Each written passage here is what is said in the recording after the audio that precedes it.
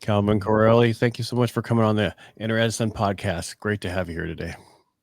Thank you so much, Ed. It's great to be here with you. How much coffee did you have today? None. It's got to be late afternoon for you. Yeah. Because you're in New York, I'm in California, 3 hours difference. Yeah. It's 4:30. It's not too bad. Yeah, it's not bad at all. No, you can do this. Yeah. All right. So it's how long you been an entrepreneur? Have you done it your whole life or? Yes. Yes, literally. I'm 50 years old and I think I sold my first piece of software when I was 12. So I've been doing it for a while. Wow. What software was that? So my mom started a software company in the 80s in Denmark. Wow. They did basically a like Microsoft Office, but before Windows. So it was for DOS. And she actually started before the IBM PC was invented. So like really early. And she would go to these trade shows to sell her software. So they would have these booths at these trade shows. And then instead of like clicking around and like doing the things or typing on the keyboard or whatever they did back then, I forget. But then they would have these demos that ran to show the software and what it could do. And they used a piece of software from IBM called IBM Story Maker. And I thought that was pretty crap. So I decided to build my own version of this. I called it Demo Maker. And then my mom's company bought it for like a few $100. And then she had some other people in the industry that she knew. And so they bought a copy as well. I think I sold 4 copies of the software or something. But, I was in business and I was 12 years old. So I bought myself a leather jacket. I was very proud of it. Yeah. Well, at least you're making your own money at that age. Back in the 80s was a totally different world for software and for computers and everything else. Because when I was in the Navy, we were using, 5 1/4 floppy disks. There was no hard drives. There was not certain things that we totally have now. And the evolution that I've lived through, and it sounds like you did too, is huge. And today people don't understand. Yeah, massive. No internet. No. I remember the first 20 megabyte hard drive that I got, like it was like a piece, like pre-PCI. So it was one of those like slots that you insert in the machine. Yeah, it was big. It was a big day. Oh, and 40 was amazing. It was like $500 or $1,000. Just what you can max your email with 25 megabytes. You didn't even have enough. That was your whole hard drive. Yeah. I mean, different world. I mean, the stuff that we can do now versus back then. And I try to explain to people, people have such an opportunity right now because of all the different types of software and different things that is out there, especially with the AI way of cutting up editing video and other stuff that's coming, that if you younger people these days have it easier and also harder because there's so much out there. They get overwhelmed by it. So they just need to pick something and move forward. Yeah.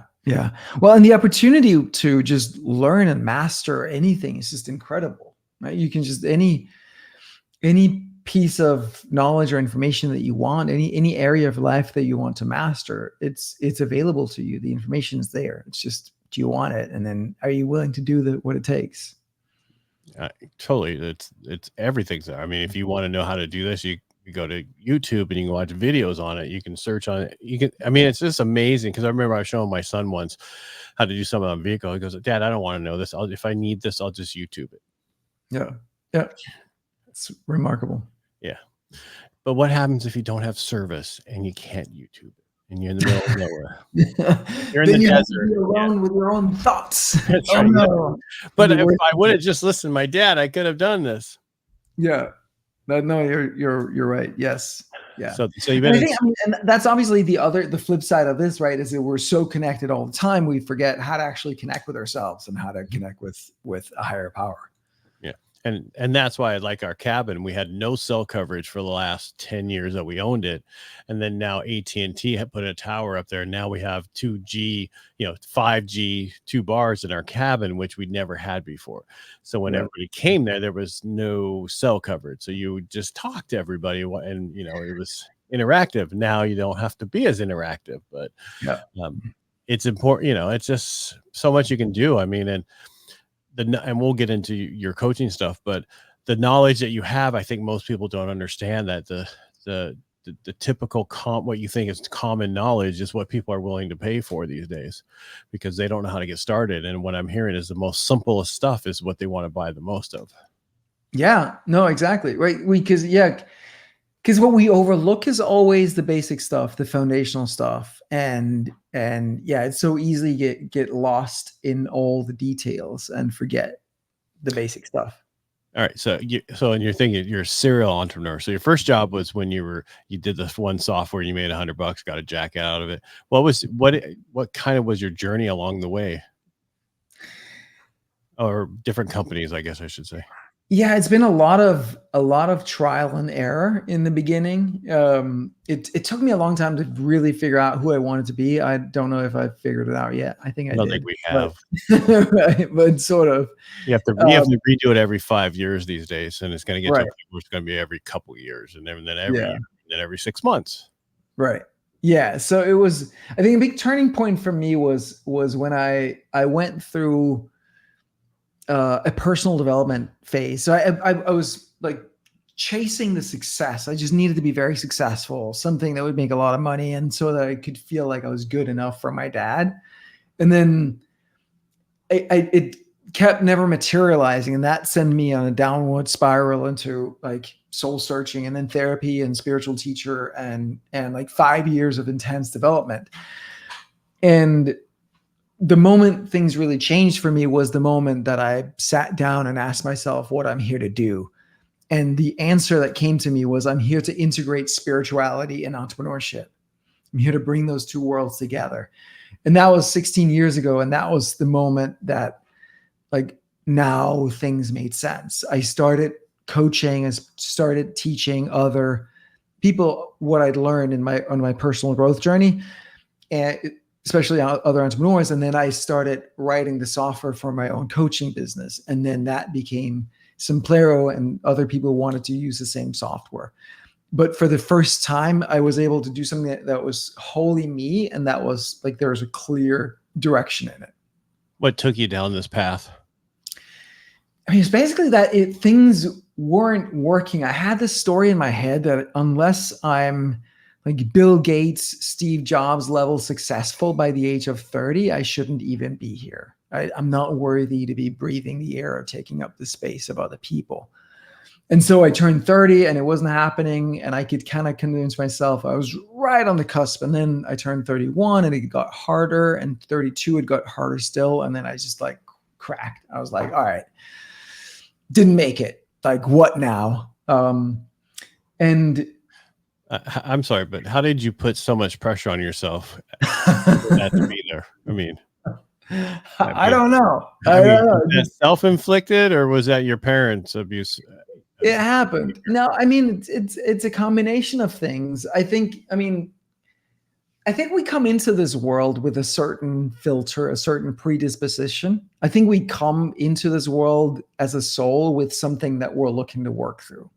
And this was part of what I came to work through. So when things would happen to me as a kid, and I didn't feel like my dad loved me or saw me, and I didn't feel understood by him and all these things, but everything got interpreted through this lens, right? That I'm not enough. And like, he would be like, oh, look at that. Like, he built that house. That's amazing. Big house. So like, in my head, I was like, you suck. You're an idiot. You're no good. But if you were able to get a house like that, then your dad would be good. He would like you like that, So it's not his fault. I think we attract the exact experiences that we need to optimally prepare us to be the person that can best help other people. So it's like we get set up for a shit show, so we can move past that shit show, so then we can help other people move past similar shit shows, right? That's kind of the game.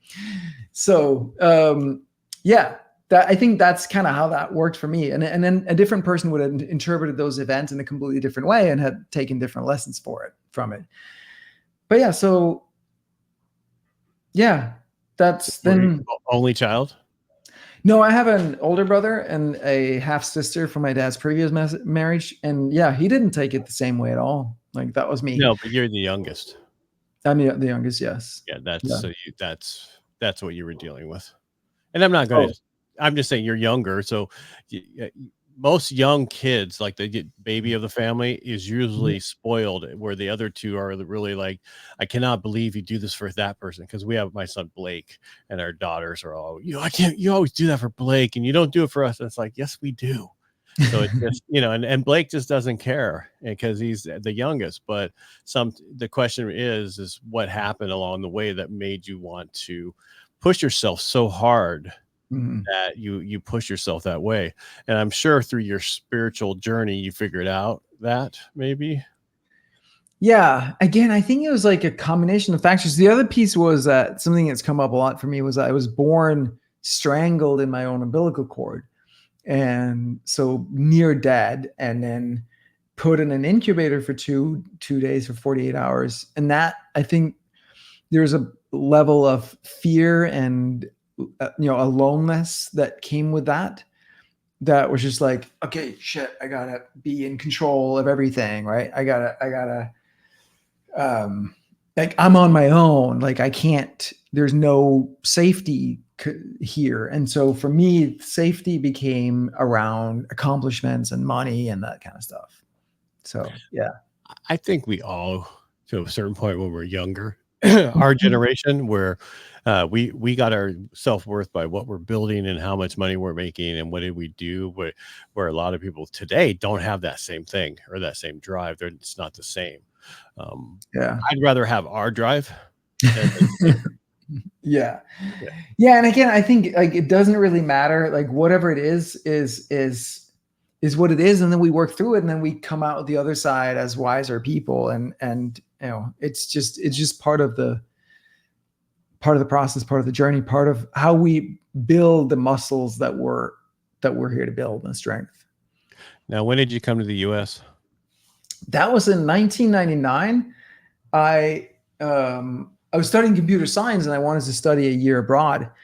And I was, in Denmark, and everybody there goes to study in France or Germany or something. And for me, being into computers and software, it didn't make any sense to go there. So um, I was very oriented towards the U.S. from a very young age. I wrote a project about the space project, and I think about George Bush Sr.'s presidency, and lots of like, and I'd always beg, my dad would do business in the US. And so pre-internet, I would have to beg him.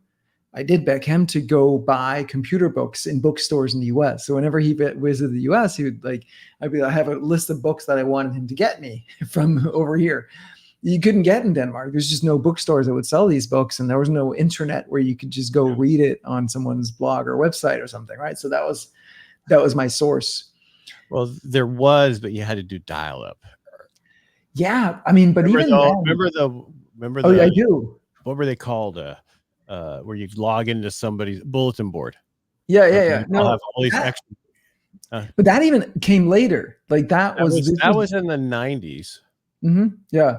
Yeah. So, and this was like Oh, I'm sorry. 80s. So we had, I remember the first BBS, and then my dad bought me at some point CompuServe, which was like another one of these, like it's private community, like dial up. And that was remarkable. I was like, oh my God, now I can actually like connect with people around the world who are also into computers and programming and software and all that. And then in 94, I got access to the internet. And then things really changed. Yeah, but it was Yeah. not like the internet now. No, Nowhere close. no, Yeah. no. Yeah, I know. I lived through all this, so I Yeah. totally understand. And I was in the computer stuff at the time in the medical field, so I totally understood everything. And I would do, when they talk about hackers, I know exactly what that means. Mhm. Back in the day, but I remember when that movie Hackers came out, and it was like, "This is amazing," and it's like you can't do any of that stuff they're coming up with. Yeah, that's all theater. That's all compute. The movie theater stuff. Yeah. But it's just amazing the opportunities we have now. Now so you had multiple companies, and then you had your spiritual journey, and then you got into coaching. Yeah. And what was so with coaching, you created the software that you are talking about, that we're going to be talking about. Was it just there was nothing out on the market for you at the time? Yeah, there was I was gluing together different pieces, but I was using one software for the email list, and another for the website, and another for like a membership site, and like something else for video hosts. Like, so it's gluing all these things together, and I figured like that's kind of complicated and annoying. Let me build something that has everything in one place. And so what does it have all in one place? Exactly what does it do? So today, Simplero has a lot. I started with the billing portion. I needed to charge in installments. I needed to charge recurring revenue, with that kind of stuff. And I couldn't. I was doing Shopify was the first thing that I used to billing, and they couldn't do any of those things. So that, like the shopping cart billing piece of it, the email marketing, all the marketing automation, your website, your landing pages, your funnels, your surveys, your upsells, your course hosting, video hosting, your membership site, your forum, your community, your affiliate program, I forget what else, like So all of the things. Now, is this built on another system, or is this your own internal system that you built all this with? All homegrown. Yes. Yeah. No, I'm just saying, because a lot of people will use high level, right? Yeah. And then No. hold something up and say, "This is my white label of this." No. Don't This don't make it offensive. I'm just, because everything you're talking about, it's like the first thing I'm thinking is, okay, that's in high level, but people come up with different programs. I mean, high level is great for a certain point, but it's not great for everybody. Yeah. Because everything needs to be fixed. It's like Salesforce, right? You got to create all the different stuff to actually be able to deal with your clients and everything else through it. So it doesn't always work for everybody. Yeah. No, I've been building this for 15 years. So just piece by piece by piece. Yeah. And where's it located? I mean, of course it's on the internet. You can find it there, but I'm just saying, I've not ever heard of it, and I deal with a lot of coaches. That's why I was going to ask where people find it. Yeah, I mean, Simplero.com. It's not. We haven't. So it's just me. We're about 30 people on the team right now. So this is a fairly small company in the scale of things. And I've just been, So what happened was I got it when I had that moment where I realized I'm here to integrate spirituality and entrepreneurship. I was like, how do I even do that? I don't know anything. Like, do I do workshops or seminars? Like, I've never been to a workshop or a seminar. I don't know anything about this. I'm a programmer. And so I started Googling, and then I found this whole world of online courses and online marketing. I was like, that's remarkable. Like, I can do that. Like I was scared of people. I was scared of being in front of people, but I could create a course. I could record that. I could put that out. I could build a system. So I was like, let me do that. And that's kind of what got me down this journey. So of needing that and building the software for that. But then what I found was that most of the people in that world were, how do I say that? Most of them were not always truthful. They would sometimes say things that weren't true, or even say things that were manipulative. And I was like, I don't like that. I don't like this. And so I decided to just leave that world. That was in 2010s, like 2 years after kind of getting into that world and really swimming upstream and doing all the things. And I've traveled to the US to go to all the conferences and bought all the things. I was like, I hate this. And so I just kind of pulled out of that world and just focused on making great product and doing good customer service. And so we're at where we're at with never really having done any marketing, just like good product, good customer service. And so the people who heard of us, they love us. And a lot of people, most people haven't heard of us because we just haven't been, I'm telling you right now, because I deal with a lot of people who do courses and other stuff and coaching, and they've never brought you up, never talked about this software. Yeah. Because I mean, if it's all in one and everything's in there, you can create your courses and you can create your billing and all the I assume funnels, of course, that's how you do everything else. That is huge because it's all in one place. And if it's easy to use, then you can do it. Where a lot of these other systems, I was interviewed interviewed somebody today about a couple of my courses and, what they want and then percentages that they want and everything else. It's like, do I really want to go that route? So so remember I said, I realized all my next week people is who I had up instead of this week's people. Yeah. Like you're so, I was like, now I understand why I messed up. But this just sounds, I don't say too good to be true, but I'm going to definitely look into it for what I'm doing, because I'm in the mortgage industry. But there's a lot. I had a book come out called Financial Freedom: Building Personal Wealth Through Home Ownership, and I was told to cut it up into a course. I want to do that because the way I look at things is totally different than a lot of the other people, and and I had a good friend of mine, his dad was like, this is the first real estate book that talks about credit in the first chapter instead of anything else. Because I said, if you don't have it, you can't, if you're buying your first home, if you don't have the credit, forget it. We need to focus on that. Then you move to the next step. So I need to put a whole course together. So this sounds like something I need to look into. Yeah, totally. Yeah, and absolutely. one of the pictures that keeps popping up, I think I interviewed him on my podcast with the book. He has a book there. Wait, what a picture? On Simplero on your front page when people are doing the reviews. Yeah. Yeah. Yeah. Well, that's actually you. Yeah. But I'm just saying, I saw somebody, could have swore I saw somebody else. Got it. Anyway, so I'll be looking into it. So tell me about the credit thing. So you're talking about like building increasing your credit score. Is that what you're talking about? Exactly. Yeah. We look at that first. That's the first thing we look at to see what we need to do. And there's easy ways to clean your credit up and get it done. The fastest way is just ask your parents to add you onto their credit cards. All right. Yeah. That's anybody. I don't care how old you are. Being an authorized user, if you have a spouse who's had credit forever and you messed up yours because you own a business, because a lot of business people go through things and their credit gets damaged. Well, just get added on your spouse's credit cards as an authorized user. You get the same credit. So. That's nice. That's nice. Do you what does the score need to be at to be good for home buying? Well, it's like a conventional. So there's many different types of loans. So I don't want to take over your show because this is not about me. This is your show. But the easiest way is if you're going to do a conventional, which is you want to have above a 700 FICO score. But if you can buy FHA, 680s is where the best credit rate is, but you can go all the way down to 620. They say 580, but I'll never do anybody at 580 because we have to do a manual underwriting. It's not worth it. Just let's spend a couple more weeks to get it above that so that you have one. It's like a 1 point difference in interest rates from a 580 to a 640. Wow. Yeah. So okay. It's just little things you can do to tweak. Like if you have carrying balances, knock them down to 10%. Your credit score will go up by 80 to 100 points. Oh, wow. Yeah, we're literally just looking at it right before this call. My wife is at like 795 or something, and I think I'm like 730 or something. Yeah, anything over 740 is like magna cum laude. It doesn't matter anymore. Okay.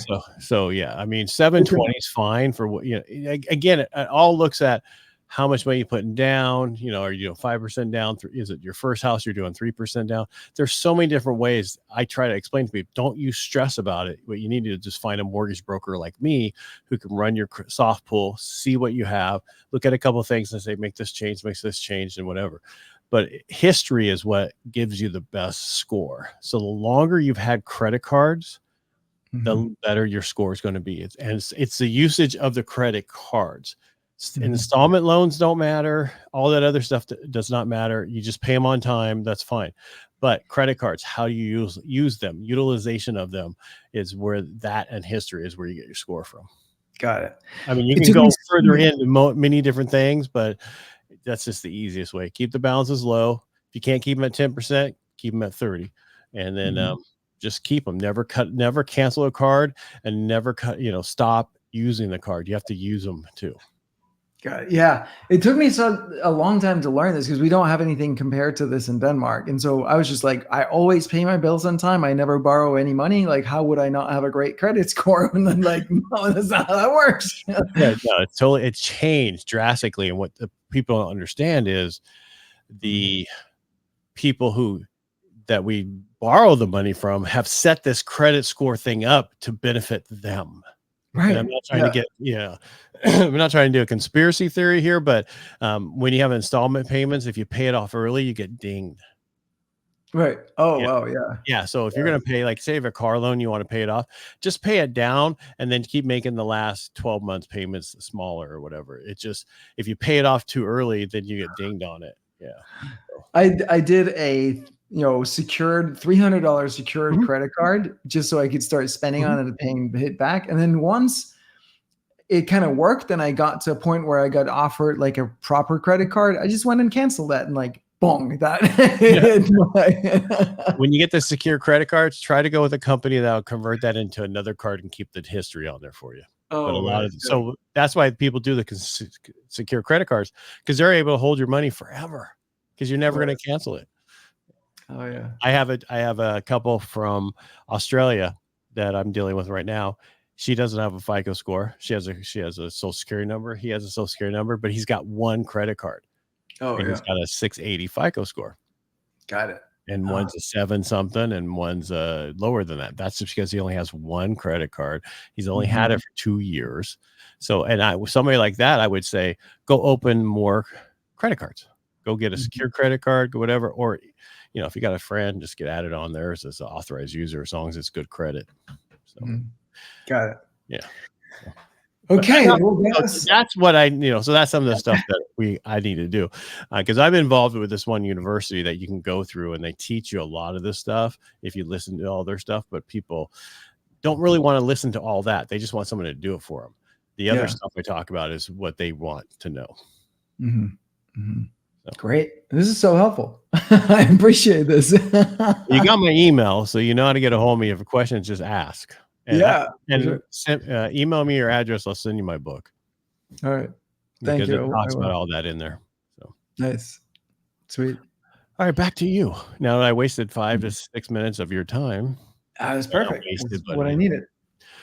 Yeah. All right. So if somebody wants, is this for all coaches, your software, or is it for a certain person? No. Courses, coaches, consultants, mostly people who want to scale, right? So if you're purely doing one-on-one and may not be the thing that you want, but if you have something that's a little bit more scalable, like a group coaching format, I have my own coaching program, which is, why I started this in the first place, where I coach entrepreneurs on the mindset stuff. Cause as I'm sure you know, right? Like everything is downstream from your belief system, from your mind. So that's kind of the most important work to do. And that's where my genius happens to lie. And so the way that we do that is group program, 90-minute coaching call every week, group where I share what's up for me and then work with people one-on-one, however we have time to get through. And then an online community portion where they can interact with each other and I can be active in there as well. But because people have met each other on the call and there's this level of vulnerability on the calls, now there's a lot more connection between people in the community because they know each other. They met each other there. And then the team does a more technical call as well weekly, and they have all the replays and all of that. So like simple group format like that works so freaking well. And we've really optimized all the elements of that to make it work so damn well. And how easy is the setup? Oh, if somebody want to get started right away, is it pretty? And the reason I bring this up, because they're going to hear, go get somebody to help you set up a high level account. And you can get all this stuff because that's what I hear so much over here. But all in one, ready to go, easy setup, it would be great for a lot of people. Super easy to set up. It's got like all the marketing pieces that you need, or maybe not, right? You don't need that many moving parts. If you're posting on Instagram and then getting people into the DMs there, and then you can sell over chat, and then you just need the actual program. You don't need funnels these days. You don't need a website these days. There's a lot of things you don't actually need. But then where we really, really shine is I don't think there's anyone out there that has that community the way that we do as elegantly. And part of it is that I'm a glutton for knowledge and information and coaching myself. And I use my software every day to run my own company. Everything in our business runs on Simplero. And so we'll have the call recordings or just your course content with transcripts. And the transcripts are, of course, full text index. So you can find all the places that I mentioned this, that, or the other thing. You can make your own highlights and bookmarks in there. There's like bookmark AI generated highlight summaries of like the key points. And I can go back now, like I know I heard something about like whatever, and then I can go back and search my history of all the videos I've consumed and search transcript of just those videos that I've consumed, so I can quickly find the thing that I remember hearing, but I can't remember where I heard it exactly, right? So things like that, where I'm just constantly optimizing for that learning experience. Like a tiny thing, like the fact that we will remember your preferred playback speed. So you don't have to keep setting that every single video you watch. Like you have to go back and set that in again. You can add them to a queue, so you can just go through in sequence. And then if there's a video that's, say, a meditation or a workout or something, as an admin, you can now set a setting that says this one should actually start at 1x speed every time, regardless of what people's settings are, because you don't want to do a meditation at 1.5x, right? I wouldn't think that's really a meditation then at that point, because I listen to all my stuff at 1.7 or higher, depending on how the person speaks. Yeah, exactly. If someone talks fast, there's no way I can listen to them at 1.7 or 8. No, but most of these people, the way they speak, they speak so you can understand them. Yeah. But I don't need that. I just need to hear what you're saying, because I do a lot of walking, lately. Exactly. Exactly. I don't. Yeah, I just need to hear. Yeah. And again, like one of those tiny things, but I kept listening to some of the courses I go through. Here's a secret, don't tell anyone, but I will buy courses somewhere and then I'll download them and put them into Simplero, just because the experience of actually consuming the content is so much better there. So I don't share it with anyone else. I just do it for my own use. But so I was going through this course from Perry Belcher, and the audio was just not very good. So I couldn't hear what the hell he was saying. And I'll like listen to it while I'm running or cycling or walking or whatever. And like in New York City and the street is noisy. I couldn't hear it. So I was like, what if could we build in like a audio optimization engine into the software? So even if you upload shitty audio, we can still boost it so you can actually hear it. So we built that into it, right? So it's like, it's the kinds of things that you only think about when you're actually the product, visionary that's also a daily user of the software. That's how we build things.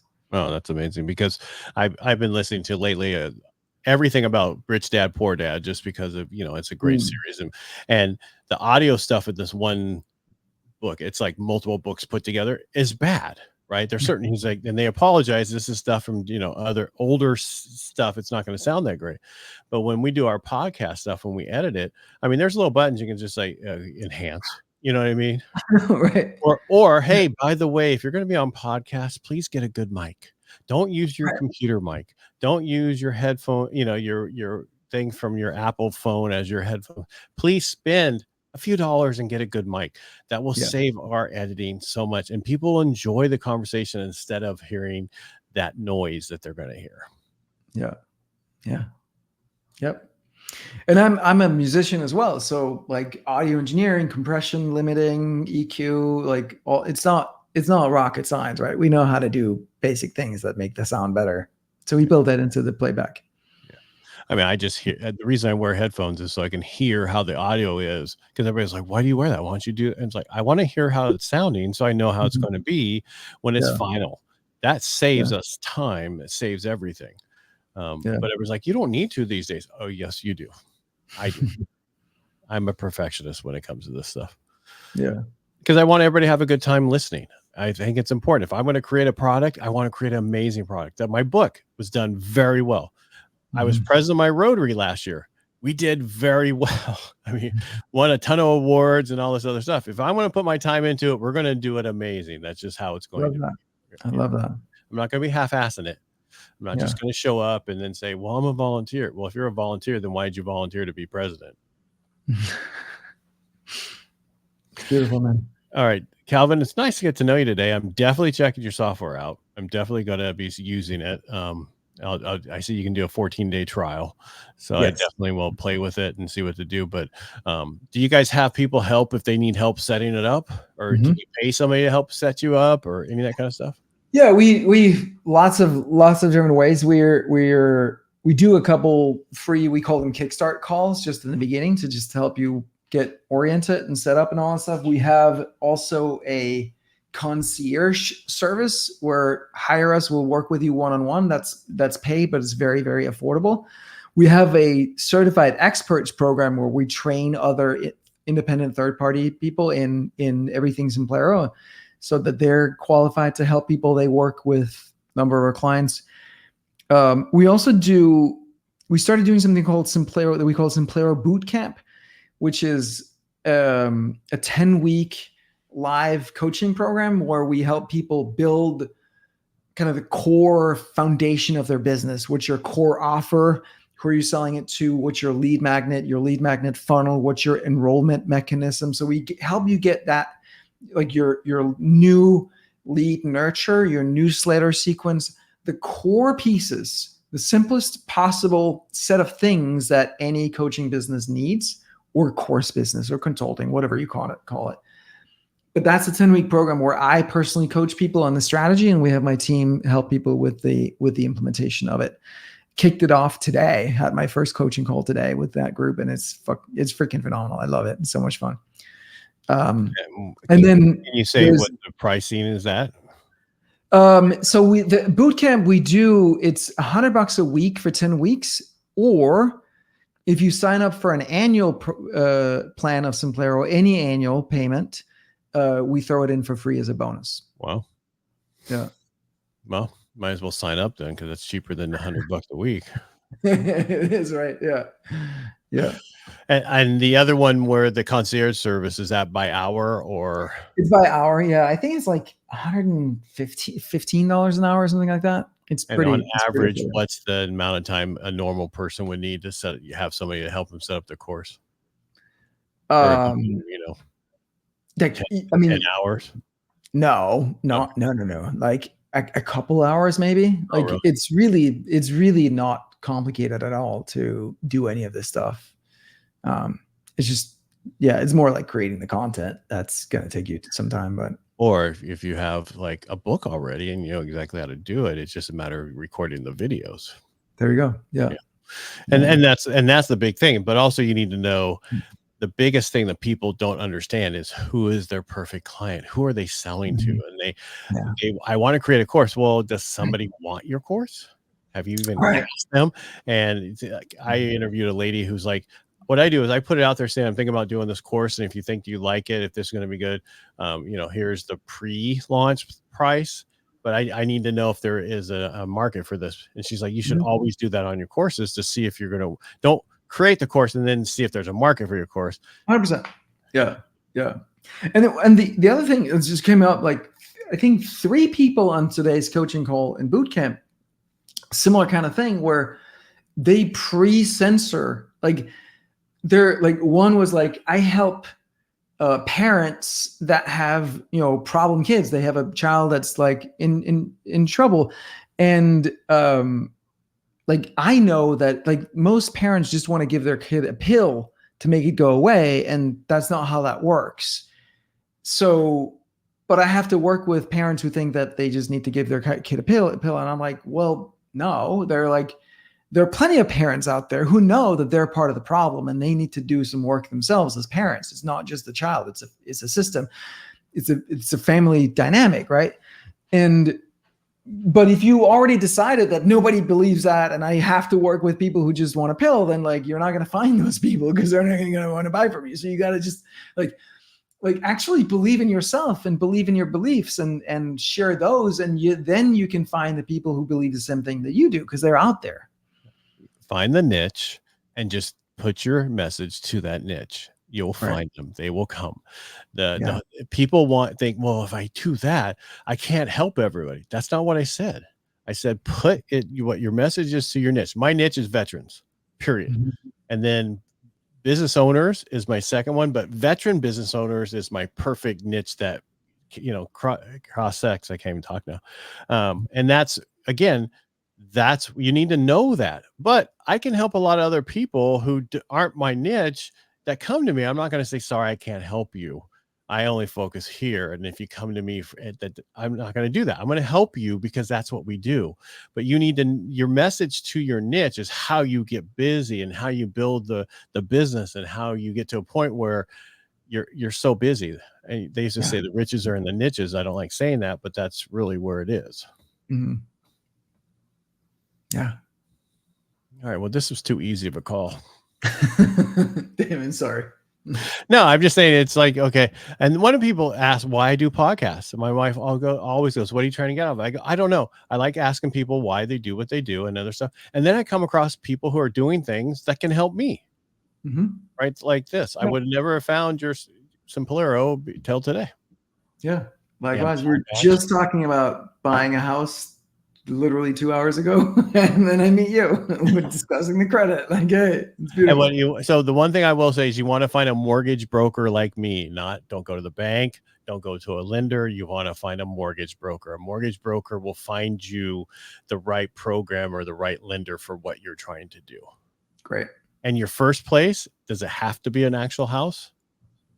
Because if not, buy a fourplex. You can live in one of the units, rent out the other ones. After a year, and that's only 5% down. Oh, so now you have an investment property with a conforming loan that now you got 3 people paying for your mortgage, and then eventually you go buy that one house, and guess what? After a while, they'll be paying for your mortgage at the other house.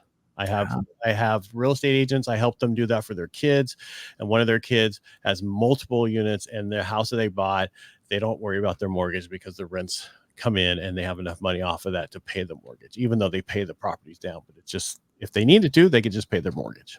So, wow, interesting. But I'm saying you don't have, I don't know if you have kids or whatever, but if you can find a duplex, triplex, or a 1 to 4, a 4-unit place, it's much better to buy it as your first property. Those other 3 units can help you qualify for buying that property through a conventional loan. And they just changed this to 5%. It used to be 15. All right. I like it. Yeah. That's what I tell. I don't want to be around people. Just do it for a year. Mm-hmm. If your life changes and you have to move, you don't have to stay there the year. The loan doc says you're going to live in this place for a year. Mm-hmm. But if things happen to your life, if that's your intent from the beginning, but in 5 months, something changes, you have to move to somewhere else because something happens in your life, you can do that. Uh-huh. You can't go in with the intent going, I'm doing this and I'm moving out in 2 months. That would be mortgage fraud. Got it. Okay. Okay. That's the difference. The intent in your head. By the way, they don't know your intent in your head because they're not in your head. Just as a last thing I'll say. As far as we know. All right. Yeah. Sweet. Cool. No problem. But please email me with your address and I'll send you my book. And it's an easy read. I didn't want War and Peace, and I didn't want a pamphlet. It's about 200 pages. You can get through it in 3 hours. So, nice. Because I want people to understand. And it talks, not only does it talk about credit, income, all the other stuff, but it also talks about looking for a house, the disclosures you're going to sign, what is escrow, title, all those things that you have no idea about. It's all in there. So beautiful. Yeah. Calvin, nice getting to know you. And likewise. Won't be the last time. I don't think so, because I think I found what I want to do. Because I dare you not, an hour ago I was interviewing a guy to help me create a course, and that's not going to happen now. And they use high level, and which is fine, but the question is, how much working parts do you want to handle, or you want something that's all in one? So yeah. All right. Yeah. So I'll have in the show notes, everybody, Calvin's information, the software information, where you can go for it, everything about it. So just look there in the show notes. And again, Calvin, thank you so much for being on the show today. Really appreciate getting to know you. It was a pleasure. Anytime, man.